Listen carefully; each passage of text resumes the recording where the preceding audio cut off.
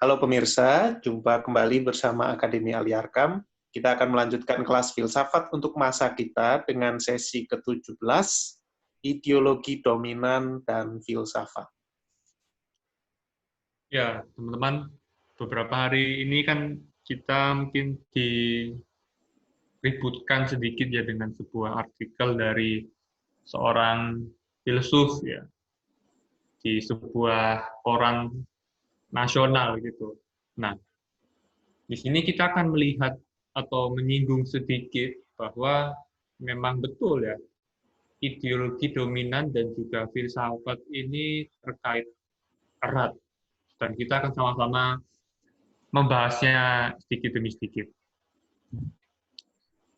Ya, kita tentu sudah tahu dan sering sekali diulangi di dalam kelas filsafat untuk masa kita bahwa ideologi ini berfungsi untuk melanggengkan kekuasaan suatu kelas sosial tertentu, suatu kelas sosial yang menjadi penguasa dengan mengeksploitasi dan mendominasi kelas di bawahnya. Ya, tentu misalnya di dalam masyarakat kapitalistis, tentu kelas penguasanya adalah kelas borjuasi, dan yang dieksploitasi dan didominasi adalah kelas proletariat.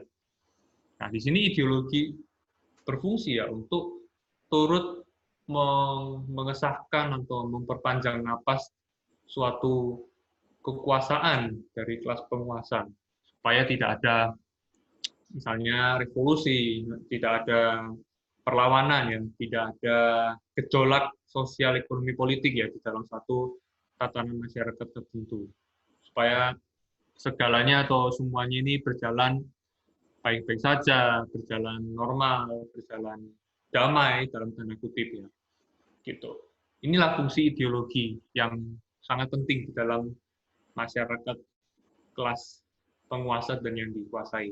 Nah, di dalam ideologi dominan ini, teman-teman, kita perlu melihat ya beberapa kata kunci, yaitu unity, unify, dan unification. Nah, bagaimana penjelasannya? Jadi begini, setiap kelas yang berkuasa setelah revolusi, nah ini kelasnya bisa kelas borjuis dan juga proletariat ya, harus memodifikasi konfigurasi atau tatanan atau bentuk-bentuk sosial politik yang sebelumnya untuk mengukuhkan dominasi kelas penguasa yang baru. Nah, kelas penguasa yang baru inilah akhirnya membentuk diri sebagai sebuah kelas yang berkuasa dan mengubah aparatus negara sebelumnya untuk melenyapkan segala kontradiksi sosial antar kelas. Jadi supaya terbentuklah sebuah persatuan, terbentuklah sebuah perdamaian dan seterusnya. Karena itu kita akan melihat bahwa inilah yang pada akhirnya terbentuklah suatu negara. Nah, misalnya di revolusi Prancis ya, di revolusi borjuasi di sana menggulingkan monarki, menghukum mati raja dan ratu Prancis. Nah, kelas borjuasi inilah yang akhirnya berkuasa mengatur negara yang tidak lagi dikuasai oleh seorang raja. Nah, mereka akhirnya membentuk sebuah negara atau yang untuk sebuah negara yang berdasarkan konfigurasi sosial politik sebelumnya. Dan mereka akhirnya membentuk diri, mengkonsolidasi diri supaya tidak ada lagi kontradiksi sosial, ya. Tidak ada lagi benturan-benturan antara kelas sosial atau kelas penguasa dengan kelas yang dikuasai. Dengan apa? Tentu saja dengan ideologi. Nah, di sini pentingnya sekali ideologi ya. Kalau kita perlu ingat-ingat bahwa ideologi sangat penting di dalam melanggengkan suatu rezim tertentu.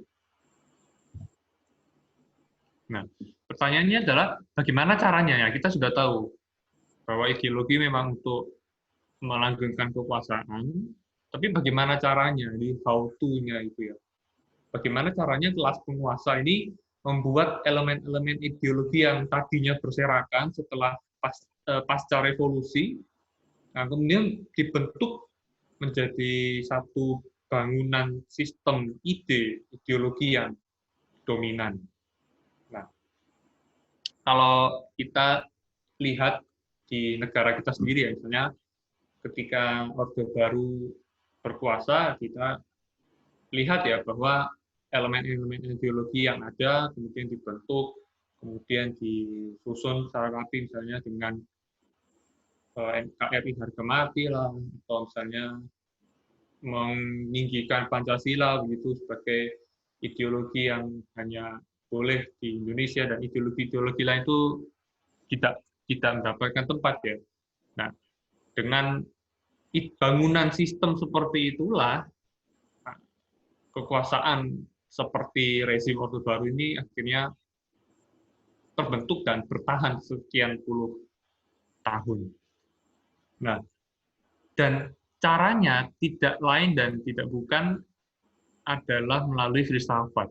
Filsafat ini mempunyai peran yang begitu penting ya, dalam menyatukan elemen-elemen ideologis tadi sebagai satu ideologi dominan.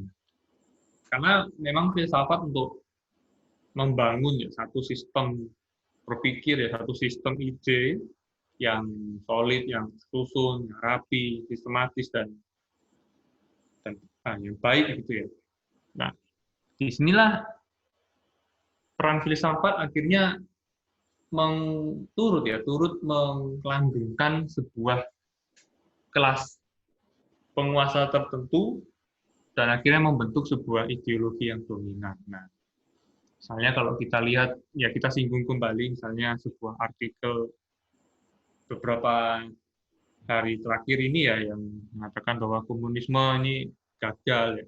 Sebenarnya kita lihat secara nyata gitu bahwa yang berbicara ini adalah seorang filsuf ya, bukan seorang ahli ekonom atau seorang politikus, tapi adalah seorang filsuf yang sehari-harinya memang bergelut di dalam bidang filsafat.